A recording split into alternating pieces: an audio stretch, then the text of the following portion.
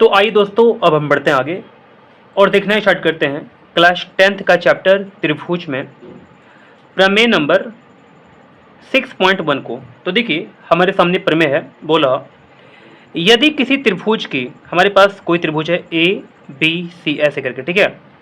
तो कोई त्रिभुज हमारे पास हो गया कि एक भुजा के समांतर, जैसे मान लीजिए कि बी सी एक भुजा है, इसके समांतर अन्य दो भुजाओं, जैसे इसको अगर छोड़कर देखिएगा तो हमारे पास अन्य दो भुजा कौन कौन सा हो जाएगा, तो ए बी हो जाएगा और ए सी हो जाएगा। अन्य दो भुजाओं को भिन्न भिन्न बिंदुओं पर प्रतिच्छेद करने के लिए एक रेखा खींची गई है। जैसे देखिए, हमारे पास डी ई एक रेखा खींचा गया जो कि बी सी के समांतर है, और अन्य दो भुजाएं जो हैं ए बी और ए सी जो हैं, इनको भिन्न भिन्न बिंदुओं पर प्रतिच्छेद कर रहा है। जैसे ए बी को डी बिंदु पर और AC को बिंदु E पर, ठीक है। यहां तक समझा दिया आपको। तो ये अन्य दो भुजाएं एक ही अनुपात में विभाजित हो जाती है, यानी कि अन्य दो भुजाएं जैसे ये वाला है और ये वाला है, तो DE के द्वारा एक ही अनुपात में विभाजित हो जाती है। इसका मतलब ये हुआ, यानी कि AD जो होगा अपॉन BD जो होगा, AD अपॉन BD वो किसके इक्वल होगा, तो AE अपॉन CE के। हमको ये बताना है।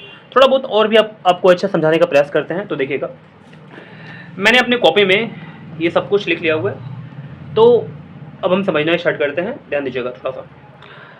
मैंने लगभग इतना चीज़ आपको समझा दिया हुआ है, लेकिन अपनी भाषा में अगर समझाएं तो देखिए, मैं आपको समझाता हूँ। हमारे पास त्रिभुज ABC है, मैंने यहाँ पर एक त्रिभुज ले लिया, और एक भुजा जो हमारे पास BC है, इसके समांतर एक रेखा लिया गया DE, जो कि अन्य दो भुजाएं हमारे पास AB है और AC है। इनको भिन्न भिन्न बिंदुओं पर प्रतिच्छेद करता है, जैसे AB को बिंदु D पर और AC को बिंदु E पर प्रतिच्छेद करता है, ठीक है ना।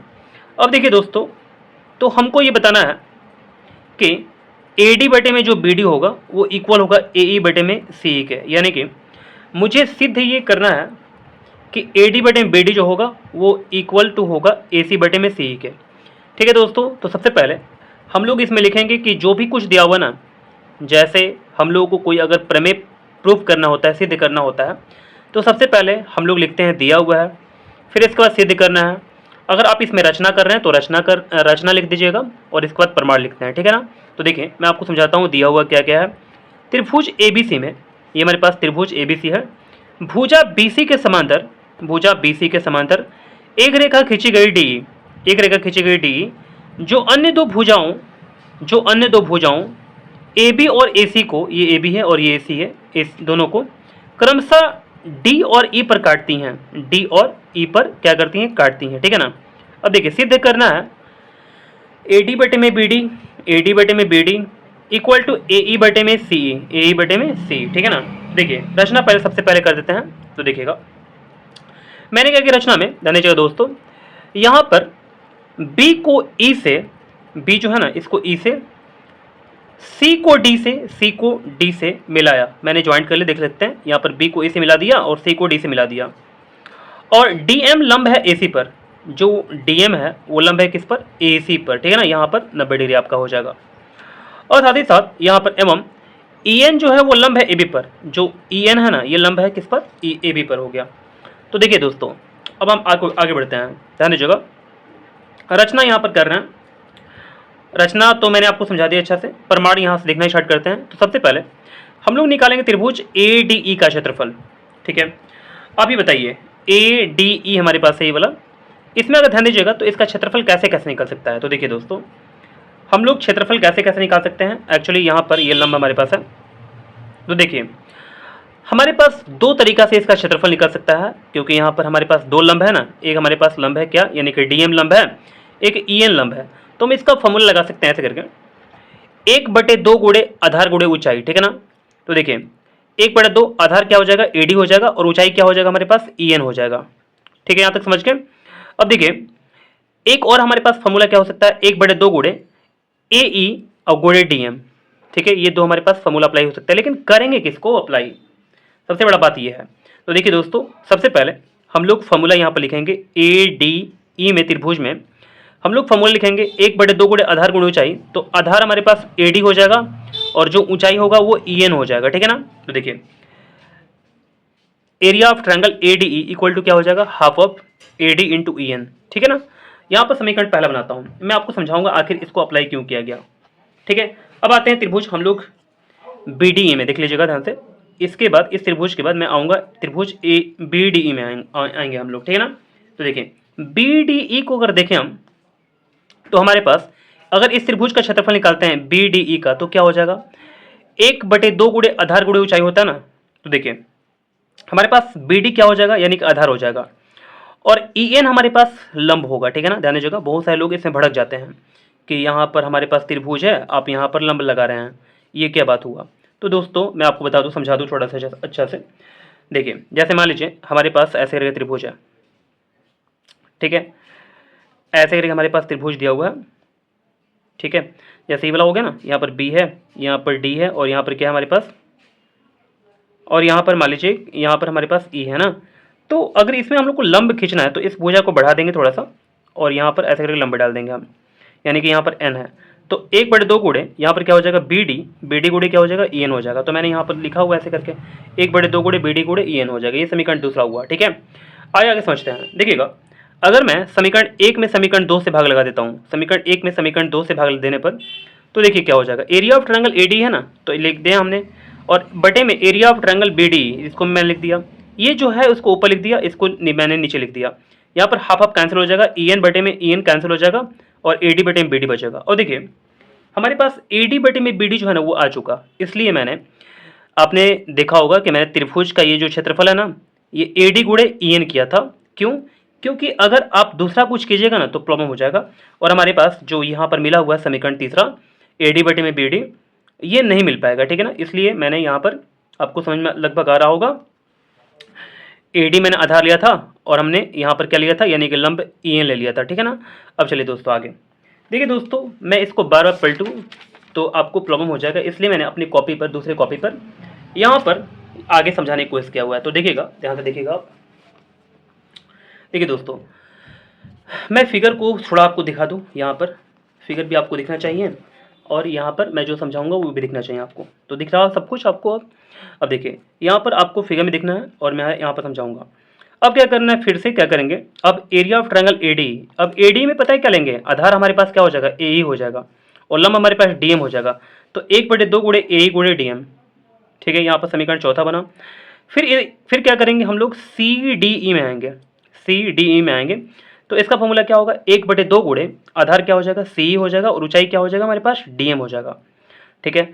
जैसे मैंने यहाँ पर फिगर बनाया था ना, बिल्कुल ऐसे करके अगर ध्यान दीजिएगा तो हमारे पास जो आधार होगा ये सी हो जाएगा, और डी एम क्या हो जाएगा, लंब हो जाएगा। देखिए दोस्तों यहाँ तक समझ जाने के बाद मैं क्या करूँगा, समीकरण 4 में समीकरण 5 से भाग देने पर, तो 4 में 5 से भाग देने के, तो क्या हो जाएगा, area of triangle A D बटे में area of triangle C D equal to क्या हो जाएगा, half of A E into D M बटे में 1/2 गुणे सी ई गुणे क्या हो जाएगा, डी एम हो जाएगा। तो हाफ ऑफ कैंसिल हो जाएगा, डी एम बटे में डी एम कैंसिल हो जाएगा। तो area of triangle A D बटे में area of triangle C D equal to क्या हो जाएगा, ए बटे में सी हो जाएगा। यहाँ पर समीकरण छठा हुआ, ठीक है दोस्तों, यहाँ पर समझ गए। अब देखिए अगर ध्यान दीजिएगा तो हमारे पास ए ई बटे में सी जो प्रूफ करना था ये आ चुका है, ए बटे में सी। बट पता है एक गड़बड़ी चीज़ है, जैसे हमारे पास समीकरण 3 में हमारे पास ये वाला मिला हुआ है, ठीक है, ये मुझे चाहिए, और इसके ऊपर पता है मुझे ये चाहिए, लेकिन ये वाला जो है, ये वाला जो हमारे पास है लेफ्ट में, इसके लेफ्ट में ये वाला है ना, और इसके लेफ्ट में ये वाला है, दोनों हमारे पास मैच नहीं कर रहा। देखिएगा area of triangle A D और area of triangle B D E है ना हमारे पास, तो ए डी तो मैच कर गया, ए डी और ए डी, ऊपर वाला ए डी मैच कर गया हमारे पास, यहाँ पर देखिएगा। और नीचे वाला हमारे पास क्या है, बी डी ई है, और यहाँ पर हमारे पास नीचे वाला क्या है, तो देखिए सी डी ई है, ठीक है। तो दोस्तों लाइट जा चुका था, तो मैं आपको फिर समझाता हूँ। देखिए हमारे पास समीकरण 3 ये वाला है, और समीकरण हमारे पास 6 ये वाला है। हमको क्या करना है, ए डी बटे में बी डी जो है वो इसको इक्वल करना है ए बटे में सी के, लेकिन लेफ्ट वाला जो हमारे पास है इसके और इसके लेफ्ट वाला जो है ये दोनों बराबर नहीं हो पा रहा है। ए डी ऊपर तो है और इसमें भी ए डी ऊपर है, लेकिन नीचे वाला जो है ना सी डी ई जो ट्रायंगल है और यहाँ पर बी डी ई है, ये दोनों बराबर नहीं हो पा रहा। तो मैं क्या करूँगा, एक काम करता हूँ, ठीक है ना। देखिएगा फिगर में देखिएगा,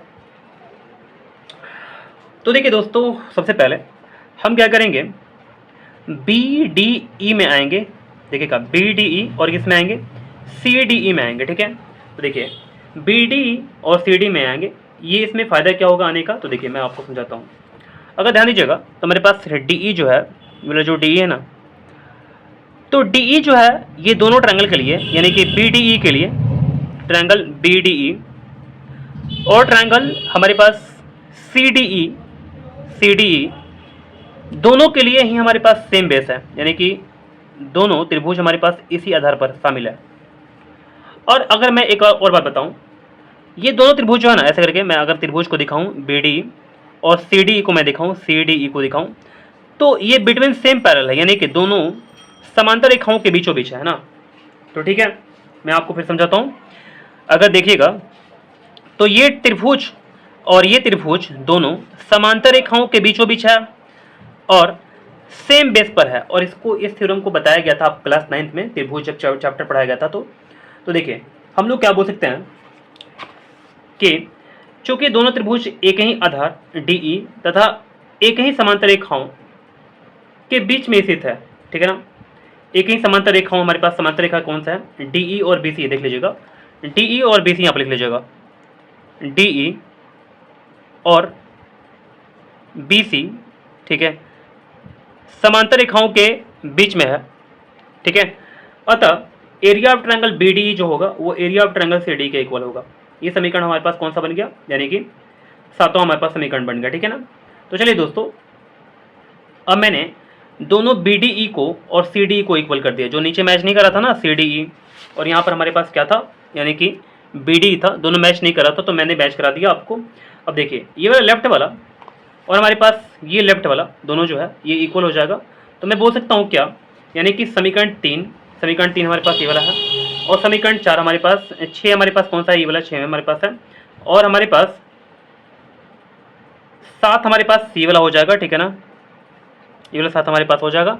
अगर तीनों हम समीकरण को देख लें, मैच करा लें, तो हमारे पास क्या हो जाएगा, AD बटे में BD और AE बटे में CU हो जाएगा, ठीक है ना। कोई दिक्कत नहीं है, क्योंकि हमारे पास दोनों इक्वल हो चुका है ना। तो इसको और इसको हम इक्वल कर दें तो हमारे पास ये वाला जो हमारे पास अनुपात है, और इस दोनों का, इसका अनुपात जो है, ये दोनों बराबर हो जाएगा। तो हमारे पास ये वाला और ये वाला बराबर हो जाएगा। तो दोस्तों उम्मीद करते हैं कि प्रमेय 6.1 आपको बिल्कुल अच्छे ढंग से समझ में आ गया होगा।